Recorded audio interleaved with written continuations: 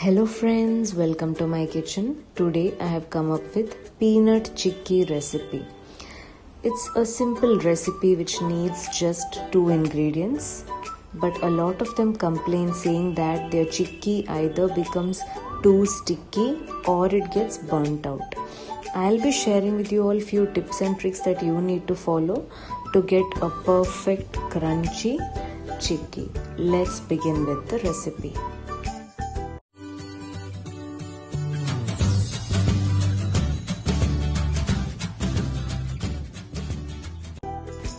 I am using this blue measuring cup to measure both peanut and jaggery.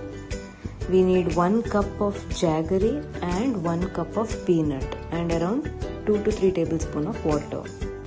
Now first we need to peel off the peanuts, for which I am transferring 1 cup of peanuts into a frying pan and I am going to roast it for around 2 to 3 minutes.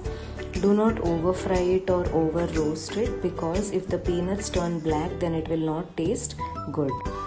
Saute it only until the raw taste of the peanuts disappear, and also when you can see that the peanuts are peeling off easily. See, in the market we also get already peeled off peanuts. If you want, then you can directly buy that and skip this step. After roasting the peanuts for around 1 to 2 minutes, with the help of a spatula, you can rub the peanuts so that the skin comes out easily. Meanwhile, I am prepping for plating here. On top of a plate, I am placing a butter paper and I'll be greasing it with oil. If you do not have butter paper, then directly grease the back side of the plate. Do not pour the peanut to the front side of the plate. Grease the back side of the plate and pour the chicky on top of that. Now our peanuts are ready for removing the skin. With the help of a tissue or a cloth, just rub on top of the peanuts so that the skin comes out easily. Now to separate the skin from the peanuts, I have taken a spoon of the salt which we use for pakodas or for making kebabs. So this is one of the easiest methods that I have come up with, wherein you can separate the skin from the peanuts. After removing the skin from the peanuts, with the help of a spatula, I am breaking the peanuts into 2. You can also use a stone to do this. Now into a hot pan, I am transferring 1 cup of jaggery.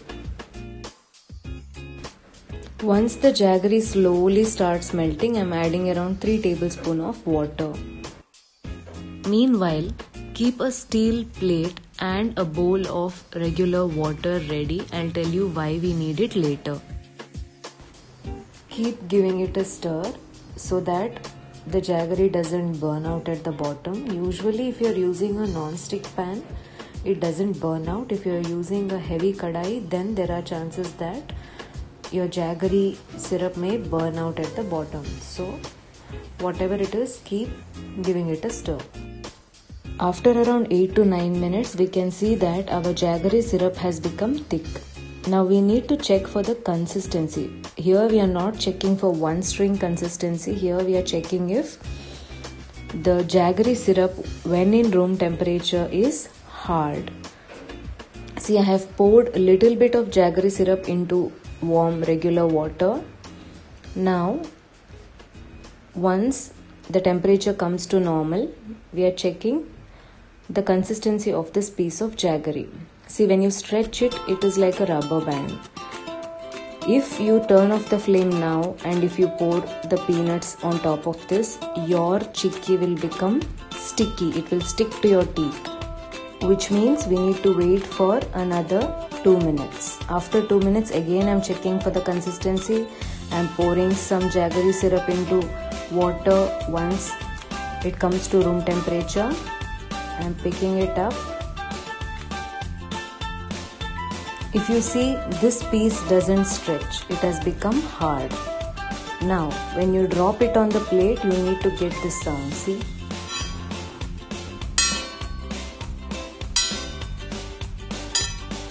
Now that we have got our desired consistency, immediately turn off the gas and pour the peanuts on top of it and mix it all together. Mixing the peanuts with jaggery syrup and transferring it to a greased plate need to happen soon, because once the jaggery syrup cools down, it is going to be hard and you will not be able to pour it and plate it properly. So you need to be a little quick here. Now I am pouring the chickpea on the greased butter paper. When your chickpea is around 50% cooled down, give it your desired shape, because once it's completely cooled down, then you cannot give it any shape, it becomes too hard. Also, while I was showing you how to check the consistency, make sure that your gas stove is on low flame. It should be on low flame, not high flame. Our chickpea is now completely cooled down and it's now ready to serve. Let's plate it. You may feel that this video is a bit longer. I wanted to show everything in detail with tips and tricks that you can follow to get perfect crunchy chickpeas, because I myself have tried making chickpeas so many times and I have failed miserably. So this time I wanted to show you all clearly how you can make proper perfect chickpeas. This is one of those recipes which do not need any fancy ingredients. We need just 2 ingredients and little bit of water.